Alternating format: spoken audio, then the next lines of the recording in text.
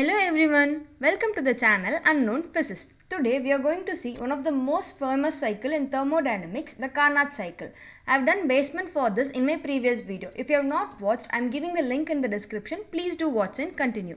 So the topic which we are going to cover today are cyclic process, Carnot engine and Carnot cycle. What is cyclic process? It is a process in which state of the system, that is pressure, volume, temperature, is brought back to the original condition. So in this process the change in internal energy will be equal to 0. So dQ will be equal to dW. Carnot engine. The basic model for this engine was developed by Nicholas Leonard Sadi Carnot in 1824. Carnot engine is a practical arrangement to convert heat into work. Sadi Carnot devised an ideal heat engine which is free from all the imperfections, that is, it had no friction and no heat transfer, but such an engine doesn't exist. So Carnot engine is an ideal heat engine and it consists of the following parts: source, sink, cylinder, and also a working substance and insulating stand. So let us see the function of each part one by one. The first is source. Source is a hot body which is maintained at a constant high temperature. Source is so big that extraction of any amount of heat from it does not change its temperature. It means it has infinite thermal capacity. Any amount of heat can be taken out from it. Next is sink. Sink is fixed at a low temperature, constant low temperature. The size of the sink is also so large that any amount of heat is rejected to the sink. That is, it also has infinite thermal capacity. Any amount of heat can be given to it. Next is cylinder. It has a perfectly non-conducting wall and a perfect conducting bottom. It is also provided with an insulating frictionless piston. The cylinder contains the working substance which is an ideal gas. Cylinder is placed on an insulating stand. Here we are placing on an insulating stand because it undergoes adiabatic process. So the insulating stand will isolate the working substance from the surrounding. So as the engine works, the working substance of the engine undergoes a cycle which is known as Carnot cycle. The Carnot cycle consists of 4 strokes.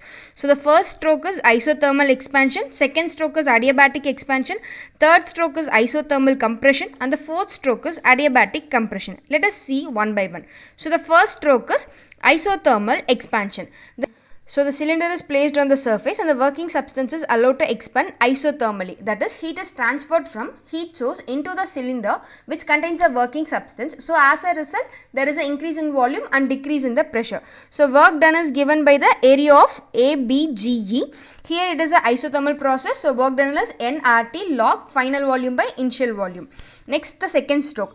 Here the cylinder is then placed on the non-conducting stand and the working substance is allowed to expand adiabatically. In thermodynamics, adiabatically means there is no heat transfer within the surrounding and the system.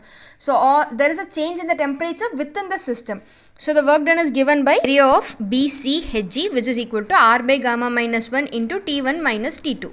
The third stroke, isothermal compression. The cylinder is placed on the sink and the working substance is compressed isothermally. So in this process, heat energy from the gas is given to the sink. So as the process of compression, volume decreases and pressure increases. So the work done is given under the area of CDFH. So 2.303 RT2 log of V3 by V2. And the last stroke, adiabatic compression. So the cylinder is placed on a non-conducting stand and compressed adiabatically. So the temperature of the gas changes from T2 to T1. So the work done is equal to area of ADFE. So we know that for adiabatic process, work done is CV dt. We know the expression for CV as R by gamma minus 1. So it is R by gamma minus 1 into T1 minus T2. Let us see the net work done. So the net work done is given by W is equal to W1 plus W2 minus W3 minus W4. So that is the total area of ABCD. After doing all the mathematical calculations, work done will be equal to 2.303 R into T1 minus T2 log to the base 10 V3 by V4.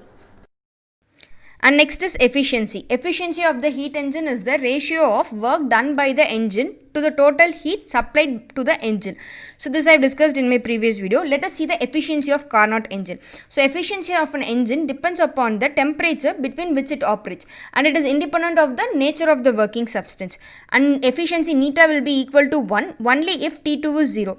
Since absolute 0 is not attainable, even an ideal engine cannot be 100% efficient. If T1 is equal to T2, then your neta will be 0.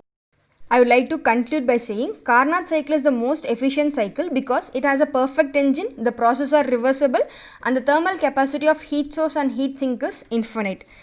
That's it for the day, guys. Bye bye everyone. Have a nice day.